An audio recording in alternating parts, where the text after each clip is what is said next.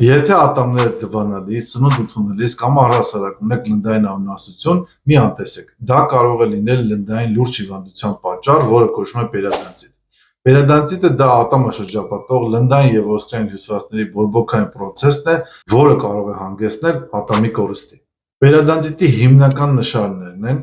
լնդային անունասությունը, լնդերը այտուցված են եւ կարմրած, բերանից տհաճ հոտի առկայությունը, լնդերը հետ են քաշվում, ատամները ավելի երկար են թվում եւ ատամի շարժունակությունը։ Եթե այս նշաններից որևէ մեկը ձեզ մոտ առկա են, ապա մի սպասեք ցավի առաջացմանը, այլ անհապաղ դիմեք ստոմատոլոգի։ Ստոմատոլոգը կատարի անհրաժեշտ մաքրում եւ բուժում ձեր ատամ փրկելու համար։ Իսկ որպեսզի հետագայում խուսափեք նման խնդիրներից, ճիշտ մաքրեք ձեր ատամները օրական 2 անգամ եւ անպայման օգտագործեք ատամնաթել կամ իրիգատոր։ Չենք մոռանում նաեւ տարեկան 2 անգամ ստոմատոլոգիական այցերի մասին։ Եթե ուզում եք բաց թողնել նմանատիպ տեղեկատվություն, հավանեք տեսանյութը եւ բաժանորդագրվեք իմ էջերին։